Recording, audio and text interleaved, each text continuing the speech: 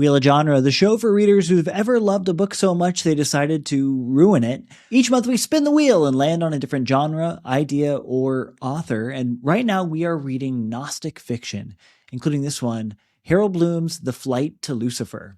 I'm Zach, and this week I'm really interested in stylistic differences between this book and the book that inspired it, which is David Lindsay's The Voyage to Arcturus. And Bob, I'm interested in very similar, Zach. I'm interested in Flight to Lucifer being a sequel to Voyage to Arcturus, but also knowing that that's only half the story because there's also a prequel to A Voyage to Arcturus. Oh. So what do you know about Harold Bloom? We've read Harold Bloom before many times, but I feel like we've never actually really talked about him before. I mean, I've not read as much as you. I've read some of the Shakespeare stuff that we read before, but just watching Harold Bloom speaking is great. He is so gentle, so kind, so caring about every question that someone asks him. So every time I watch a video, I think, oh, I really love Harold Bloom. I know before I said I don't always agree with Harold Bloom, but I think he's great. And we have to talk eventually about how hated this book is, how much people hate A Flight to Lucifer, because I think people usually give it a pretty uncharitable reading, but also maybe that's fair because it is a difficult, often boring book. But I think there is so much at stake with what he's trying to do to it, what trying to do in writing it, and then also in how he wants to engage and honor A Voyage to Arcturus. So Harold Bloom, when we come to talk more about the book, I want to talk about like why he's doing this project in the first place. But his style is always great. He has great ideas, and every time I'm happy to return to him. How do you feel when you are reading Harold Bloom? Are you excited to come back to Harold Bloom, Zach? Yeah, I mean, Harold Bloom is, he's extremely, is controversial the right word? He's bombastic. He's over the top. He has a lot of, he has this streak in him. He always swims against the current. So, in the 90s, when everyone was doing like deconstruction, he said, I don't care for systematizers. When people were doing like Marxism in the 80s, he said, I don't care for systematizers. But basically, for him, he's a romantic at heart, and he always wants to, I don't know what you would call this, just like the very simple encounter with the text. He's just a reader. He doesn't want to apply any outside system or philosophy or anything. He just wants to read it and talk about how he feels. And he likes to kick the hornet's nest when he does that. He speaks in a very like hyperbolic mode. Like something is either the best thing he's ever read or it's the worst thing he's ever read.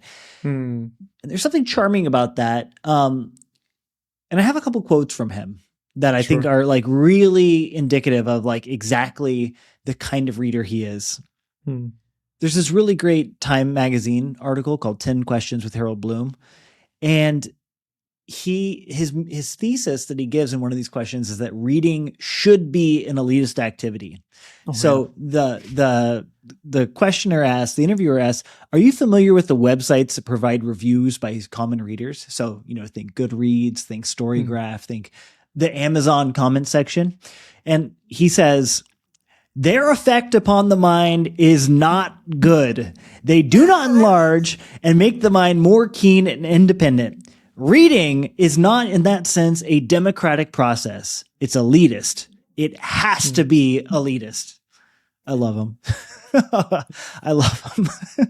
I love him too. I was watching this interview, I think with like some Norwegian TV company. They're asking him questions and they said, what did you mean by elitism? Because I guess he gets asked this a lot. Like, what does it mean for reading to be an elitist activity? And a lot of the blowback will be, especially when Harry Potter came out, it's like, this is not literature. This sucks. And everyone's like, how dare you say that Harry Potter is not literature? Isn't it good because it's getting kids reading and they'll move on to something else? And he says, no, it's the equivalent of just moving your eyes across the page. And he said it's elitist. And what I was watching, extending, I think, from when he talked to the Times, he said, look, it's elitist in the sense that it's only an individual activity. So it's up to each individual to go and do their reading, and it's going to better that individual person. So it's not elitist in the sense that there should not be access to it, because he grew up in a completely working class family. His family was really poor growing up. He'd sit on the kitchen floor and just read all day. So for him, he says, look, everyone needs access to all of these books, but the actual activity has to be elitist because you are trying to better yourself in engaging with a very difficult text. And one of his favorite quotes, I think, is Blake or Shelley or one of the poets, Zach. He says that in reading and writing, they're an activity that allow you to avoid the easier pleasurable activity to go to a more difficult pleasurable activity. It's like a higher order of pleasure, a higher order of doing. So he says that when you're doing this elitist reading, you're trying to transcend regular life. You're trying to transcend regular pleasure and go on to something higher. So I think that's also what he means by elitist too. Mm-hmm.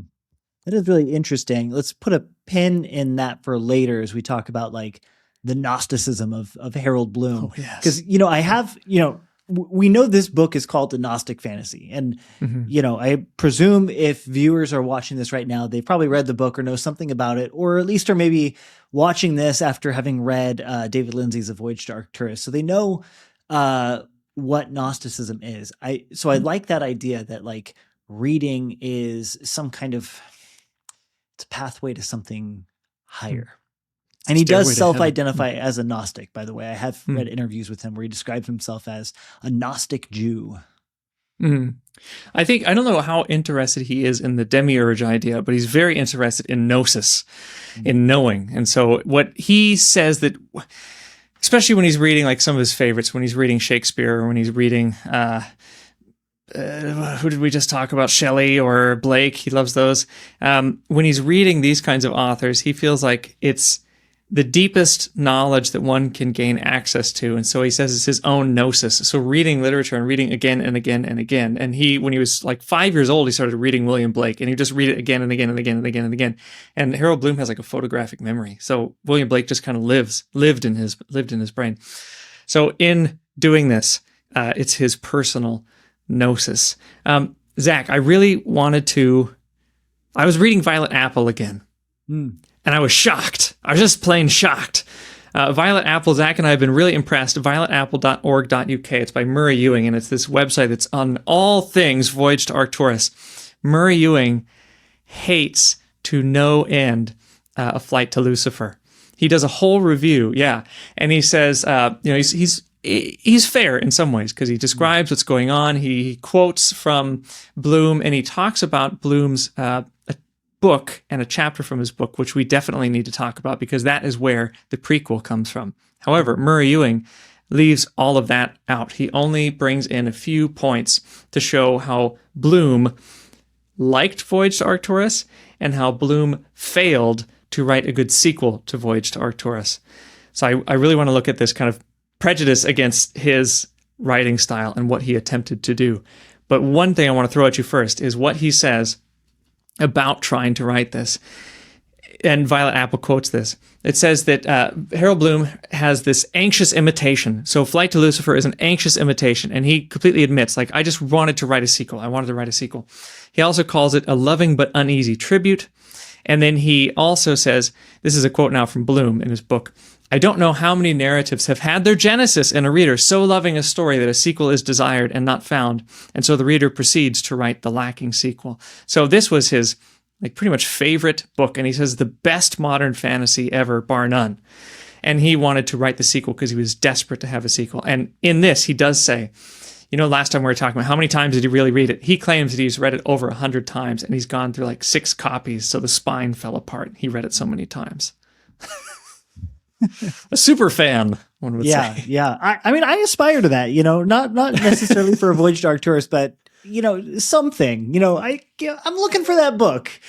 Readers, if you have any suggestions, Flight to Lucifer, it's a very personal thing. You have to, when the book comes to you, you'll know.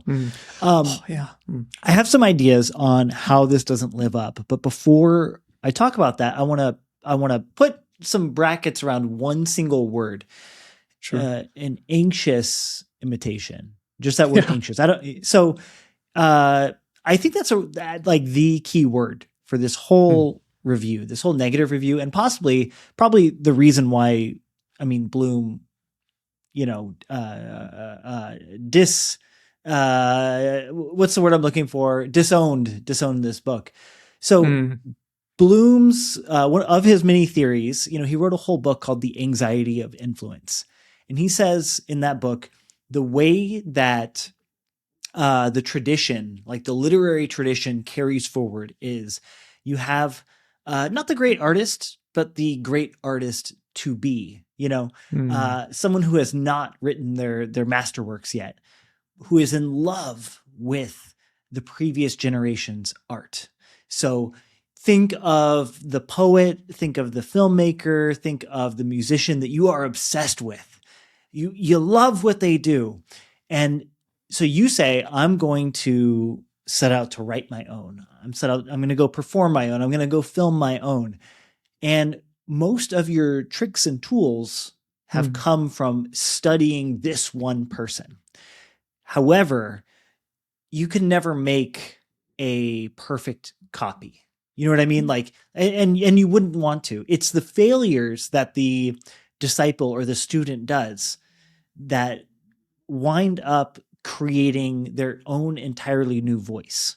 At the most successful, it's pulling from what came before, but it's failures and that anxiety they feel over the influence creates something new. Very, you know, it's a long essay. So, you know, that I'm doing the best I can in like 10 sentences or less.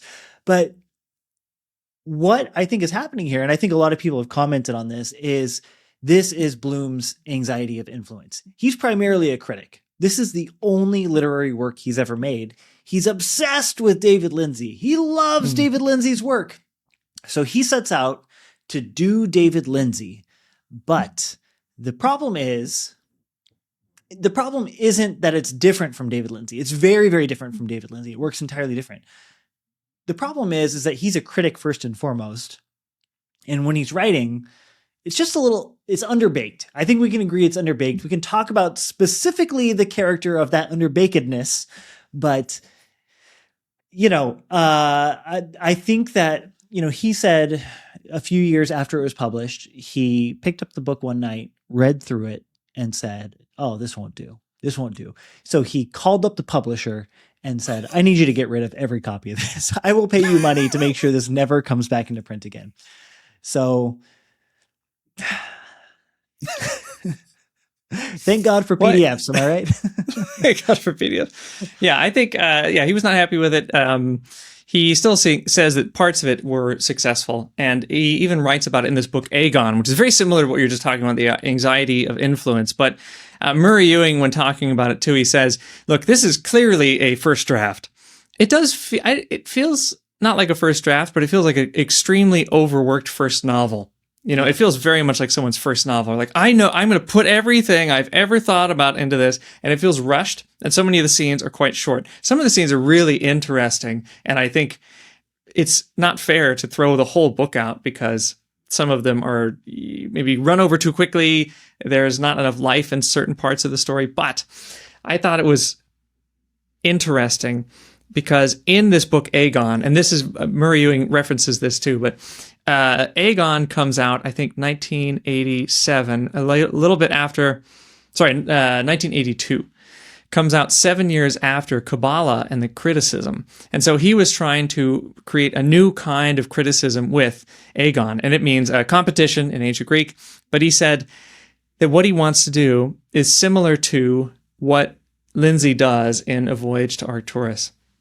And it's not just that he loved this book, but he also thinks that this is like critical to his theories. He read Voyage to Arcturus. Some friend gave it to him and said, this book was written for you.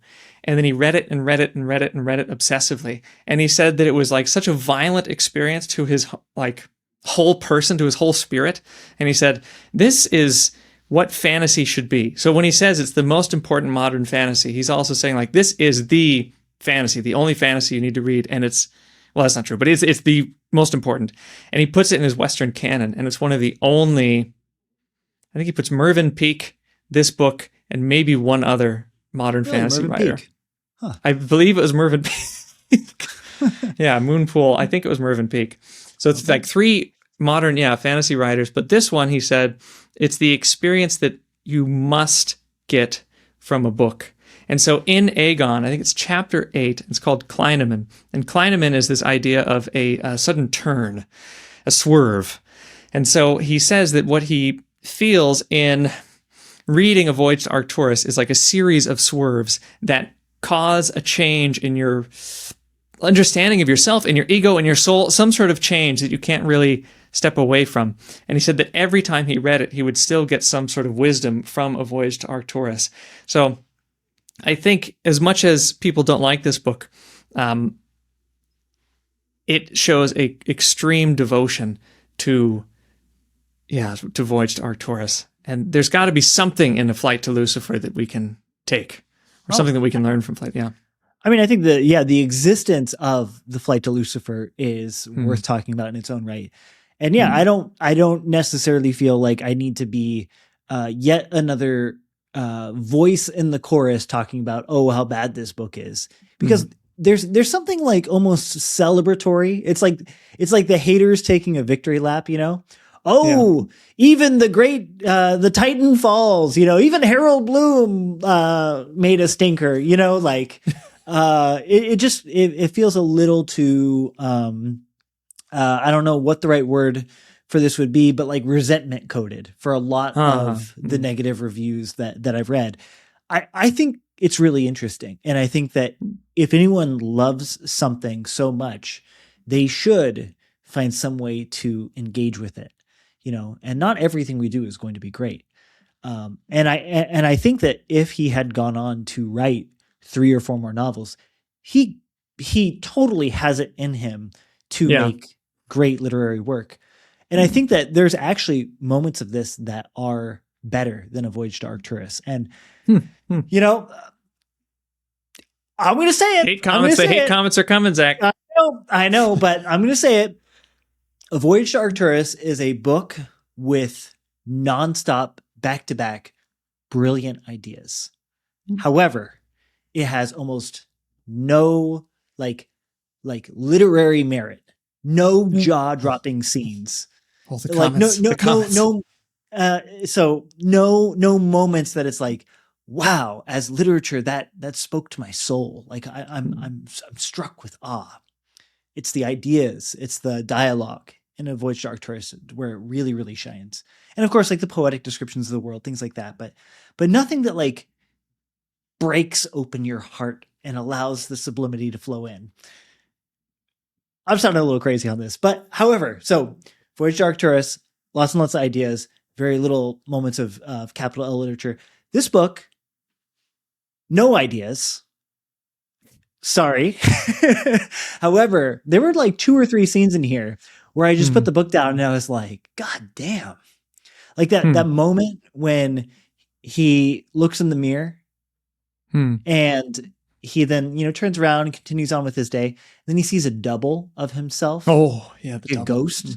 And then he follows the ghost and, the ghost meets up with, the evil Archon lady and she takes him to what would you call that? A tower. Oh, but the tower has no doors. So he has to climb in and he sees his other self engaged in frankly, like an orgy that would make the people in Eyes Wide Shut blush, and then his other mirror self gets murdered. And then suddenly he snaps out of it and he was staring into that mirror the whole time. Like what an image, what a capital I image. Like when I finished that chapter, I was like, whoa, Harold Bloom. Way to go, Bloom. Yeah. What did you think? So speaking of images and images that can be, the anxiety of influence again, whether or not you're going to take something from the past and use it in your own writing. Again, that's part of Aegon, the idea of competition and dealing with the past in literature. What did you think of the very beginning that feels almost exactly the same as A Voyage to Arcturus? Because as you said, this one is not very full of ideas. It's kind of like once we get to Lucifer, which is pretty much Arcturus, crazy things happen. And it feels almost like Robert E. Howard without this style. or without the kind of plot, I guess. Yeah. But the very beginning is exactly the same. It's like, hey, we're going to go on a journey. We're going to go into a tower. Look at outside all of these windows as we go up in the tower. Oh, the gravity is so intense. How did that feel going to a complete imitation just to begin with? Well, I'll tell you, on the surface, it's a complete imitation. However, what it made me do was it made me realize how smart David Lindsay was with the way he did it. Because David Lindsay's book does not open up with the characters which we follow for the rest of the book. David Lindsay's book does a bait and switch. It opens with characters who are the like respectable, upper middle class, British people who are, having a seance at their house. And then some newcomers arrive late to the seance. And you think that the whole book is going to be about, I think his name is Fall, but no, actually the point of view of the book follows these newcomers somewhere else. It adds depth and it adds like a sense of worldliness to A Voyage to Arcturus. This book just has our protagonist and it sticks with them. And, many books are like that, but when you hold them side by side, it's like, oh, that actually does something like that. Like that's not a misfire. That's not a mistake. That actually expands the world. In Aegon, and now, okay, if this is going to get too far, please interrupt me, tell me to stop, but I got on a major rabbit hole researching for this because Harold Bloom, again, basically has a photographic memory, so and all he does is read, all he did was read, pretty much, all day, was read and write and read and write. And he has read everything, so he makes all of these connections that I never, ever, if I lived 100 times, I would not make. Aetop sent us Trip to Tormance by Akkad and the Orphic Priest. I was just listening to that while reading. That is Aetop. Aetop made that. What? Akkad and the Orphic Priest. Oh my God, I never connect. Oh my God, that was incredible. Yeah. Oh my God. Okay, highly recommend that. That was a great. I listened to it twice now. It's so good. Oh, wow. Okay. Very cool. We have to put that link in the description. That's a great album. Sure. Anyway, it gave me a weird out-of-body experience while reading Harold Bloom, which was a lot of fun. But Harold Bloom was tracing David Lindsay's inspiration for this. And I think it's really interesting because when we were talking about what maskell means and whether or not it's masked skull or whatever it is, Harold Bloom seems to be on a kind of a similar track. And he thinks that this idea of maskell being Promethean, but also, he says, being very narcissistic. So being half narcissist and being half Promethean. And he says, actually, that is what the modern fantasy character must be. The one that has to go and find the fire, go on the journey and find the fire. And then at the end, you find the fire was in you all along. Basically, something like that. So he's saying that this book, for the main character Maskell, for the journey the spirit of the reader goes on through reading is all part of it. But he also said, Zach, and I thought this was very interesting, a lot of the names are not just from Voyage to Arcturus. They are combined weird things, but a lot of them are actually from Thomas Carlyle. He has a book from 1836 called Sartor Resartus. Now, some of the names do come from semi-ancient Nordic myths, but Lindsay was probably looking more closely at Thomas Carlyle's use of these Nordic myths because he puts them all into this Sartor Resartus.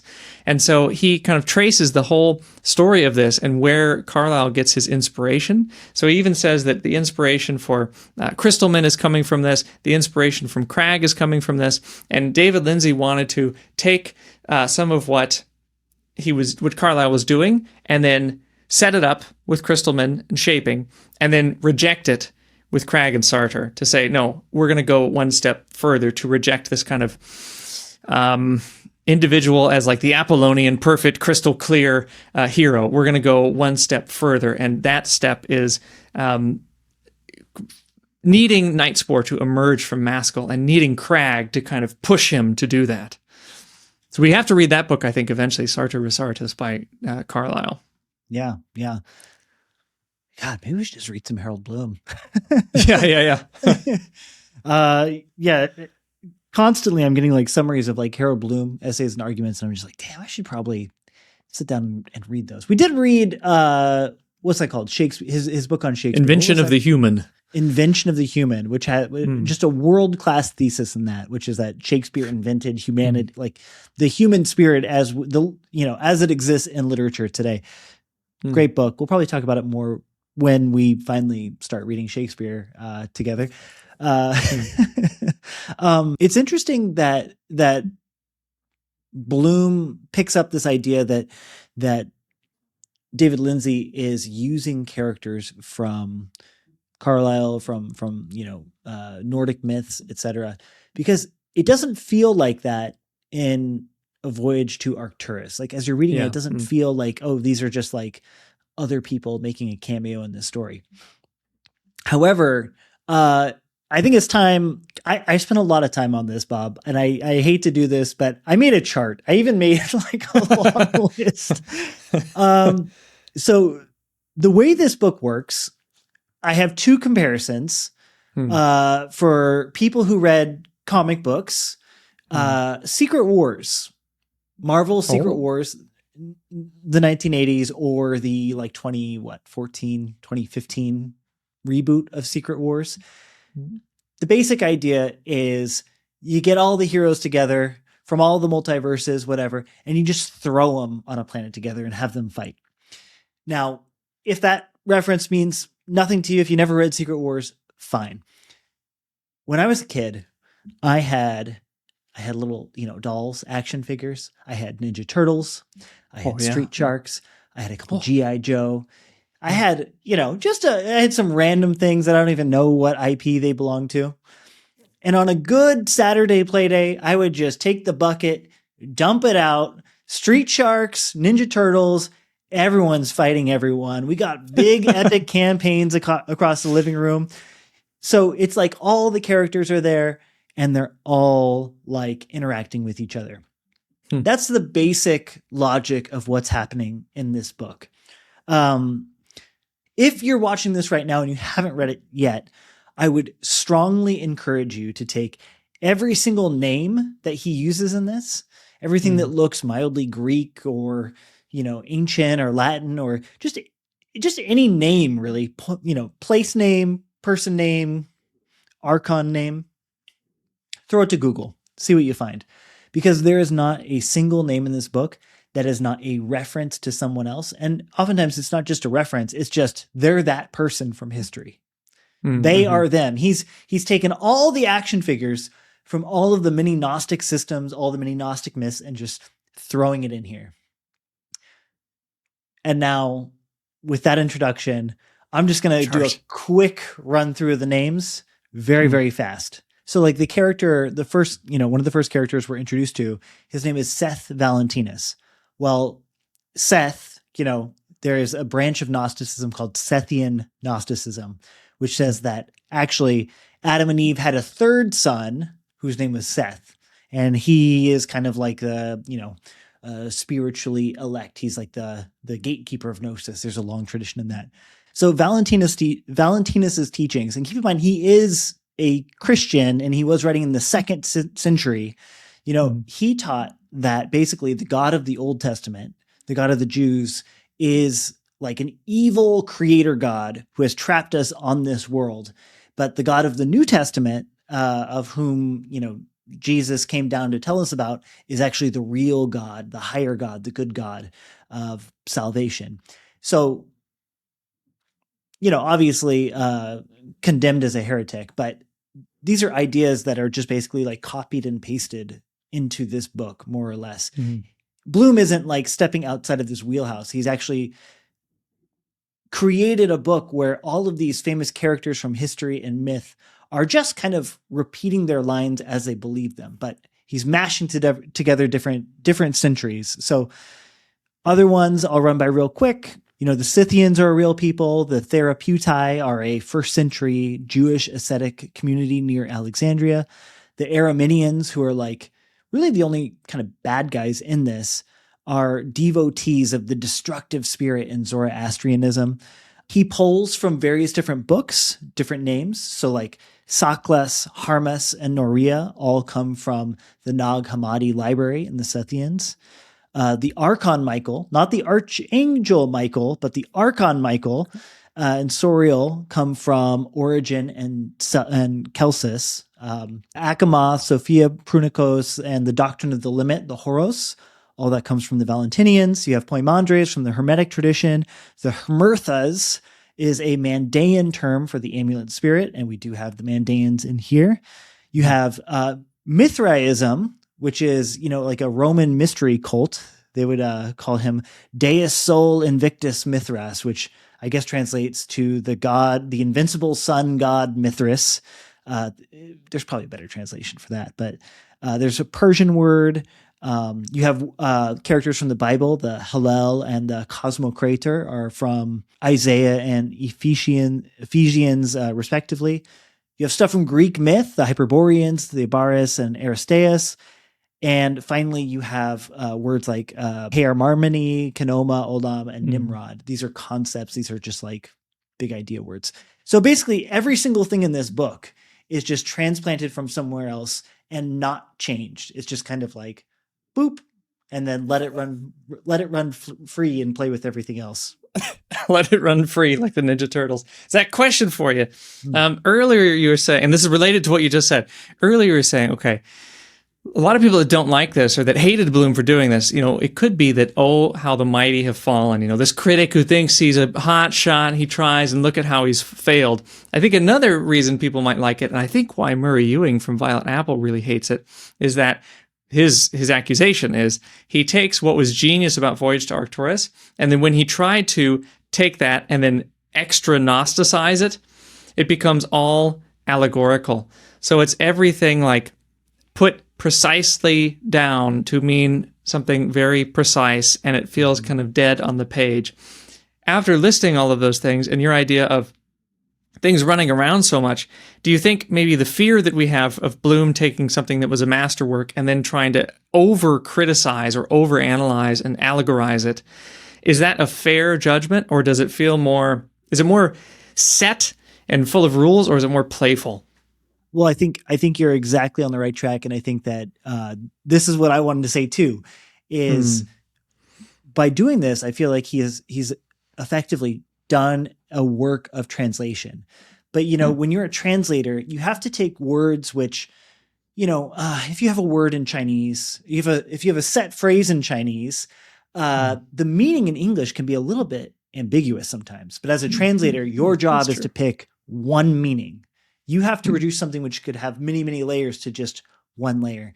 And I think effectively what Bloom has done is taken Lindsay's text, which is rich, multi-layered, and gives you lots of these really interesting dialogues without ever telling you, exactly what to think. And what Bloom has done is said, well, what he's trying to do is retell the Gnostic myth. So I'm going to do the same thing with the Gnostic myths. It takes something rich that kind of like sets your soul on fire, sets the mind running in all different directions, and the wheels really start turning with the Voyage to Arcturus. This, I felt almost no intellectual stimulation at all, except for looking up some of these words and being like, oh, I should maybe read more of the Nag Hammadi library. It's the difference between reading amazing poetry versus reading a history textbook. You know what I mean? David Lindsay being the amazing poetry, this being a kind of like history textbook. Oh, like almost didactic, sort of. Like, I'm going to teach you everything about, okay. Yeah. I got to...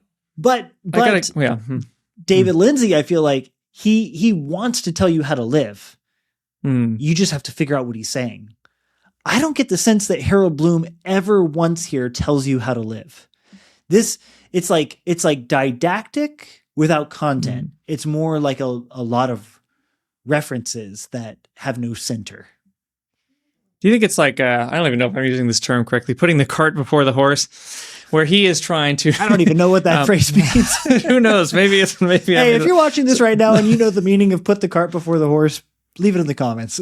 You can tell us how the cow ate the cabbage. Now, if you know what that one is, I'll pay you if you can. Anyway, if you could find out, this one, is he trying to criticize before being creative? Because he is a critic, if he's trying to over allegorize A Voyage to Arcturus, is that where he gets himself in trouble too? Where it's like, okay, I am going to create a criticis in fiction form. It feels didactic. It feels like a pedagogy tool of here is what Gnosticism is through a fun children's tale with lots of murder, lots and lots of murder.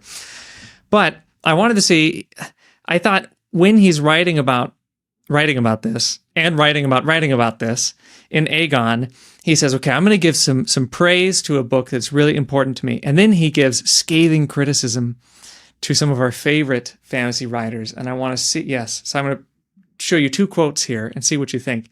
He says, okay, here is some, this is Bloom.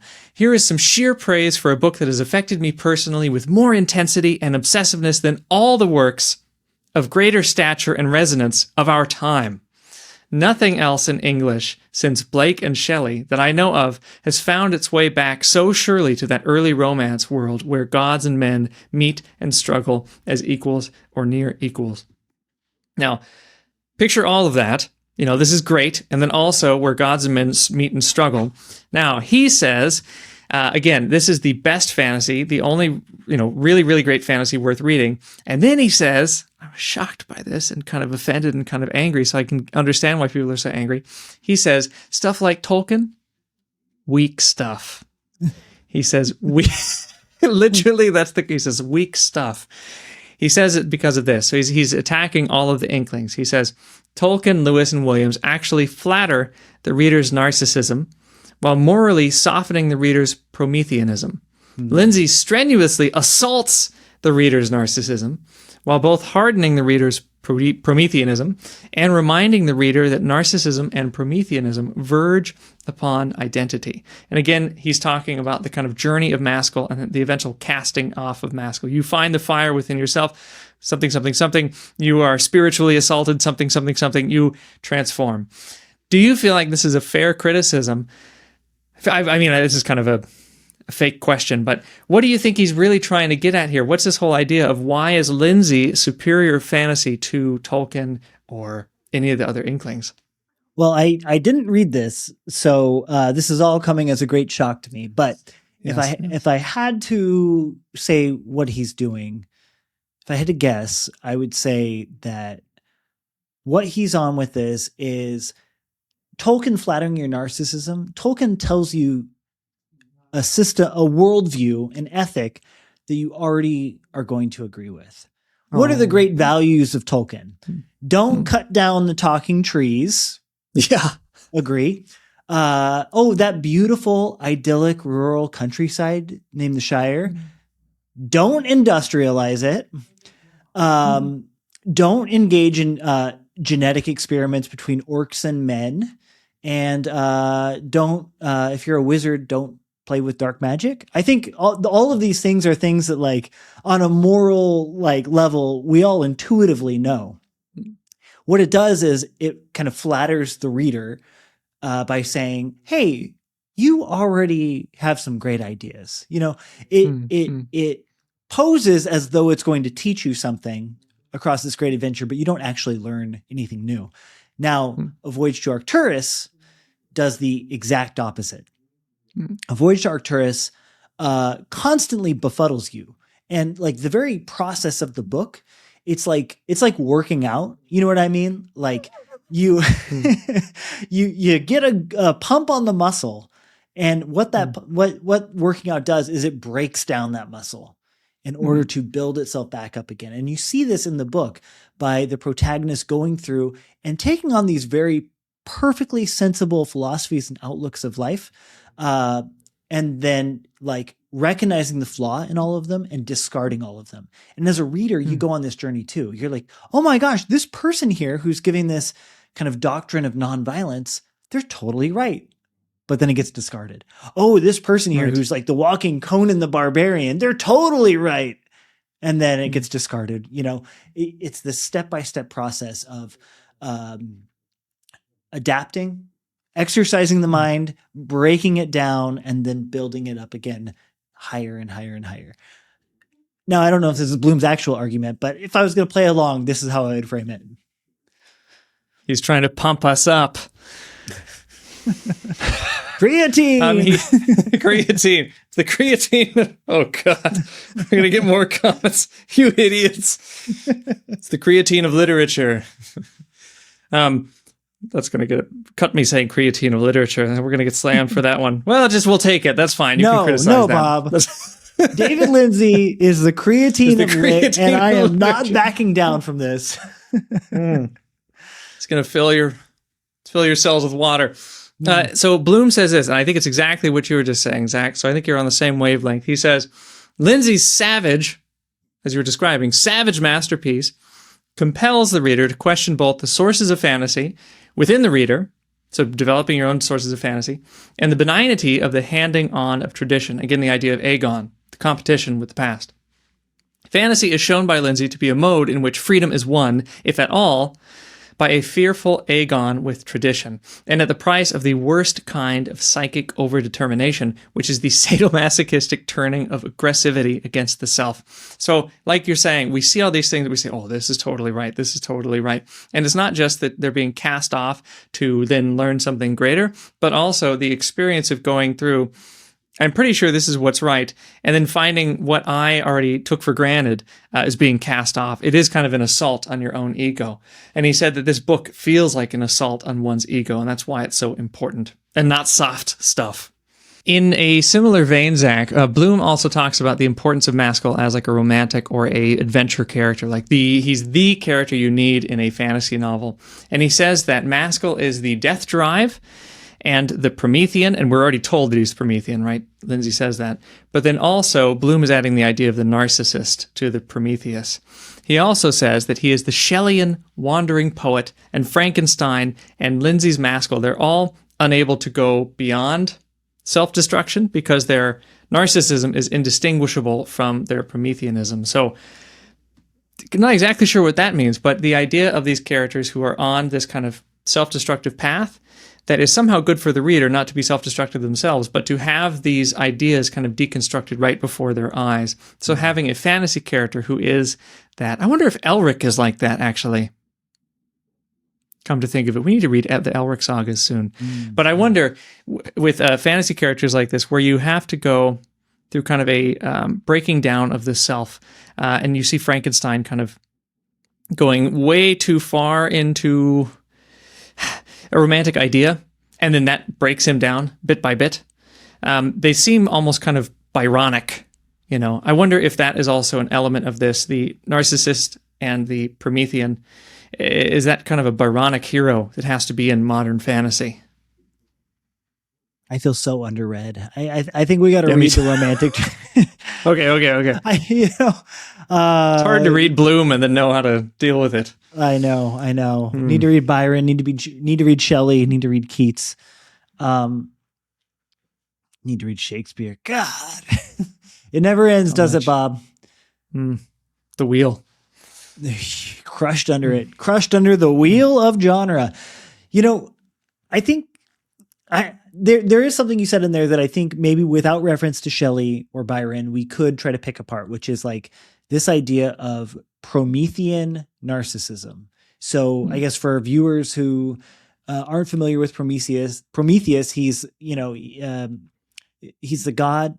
Oh my God, maybe I'm not that familiar. He's the god that went and stole the fire to bring it back to the humans.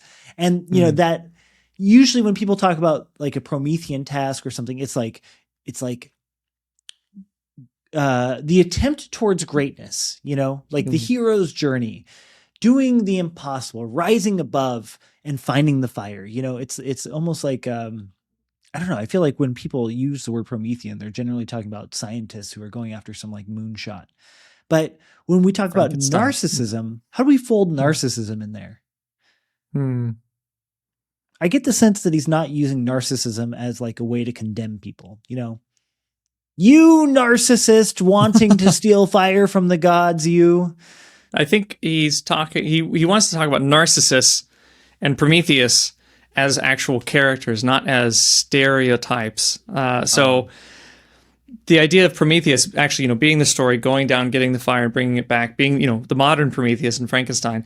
But then I think Narcissus looking at something, seeing himself as something with answers. It feels kind of like Gnosis.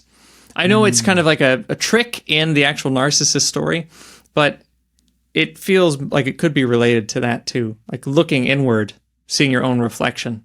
I could be totally wrong, but Bloom didn't explain it to me very clearly. I think we need to read more Bloom. I think that this is what this all boils down to. It's a rare day when we read a book by an author and we both agree that the book isn't very good, but we're like, we have to read more of this guy. We have to do it. That's true. What a twist. Well, I guess in the future, I'm looking forward to seeing how we go forward with Gnostic literature. I feel like this one, the subtitle of this book is A Gnostic Fantasy. And I feel like this is more like the important word of that is fantasy and not Gnostic in this book. I mean, I guess it's weighted equally, but this was much more fantasy than this is much more like Weird Tales fantasy, pulp magazine fantasy than I was expecting it to be. Our next two ones are going to be much more, feeling more modern, feeling more experimental. I'm two South American writers. It's going to take the idea of Gnosticism and move it away from like, the Nag Hammadi library and, ancient heresies within the Christian church and give us visions of the world of what like a kind of modern day Gnosticism will look like. I'm really excited to see what that is. And I feel like it's going to take our conversation into totally new directions. I'm excited to return to Borges and then also see how he's using all of these kind of intertextual references. So it's kind of what's been going on with Bloom, what's been going on with Lindsay too. But I think now it'll be really exciting to see it more condensed and almost faster and maybe perhaps a little bit clearer. I'll talk to you later, Bob. Talk to you later, Zach.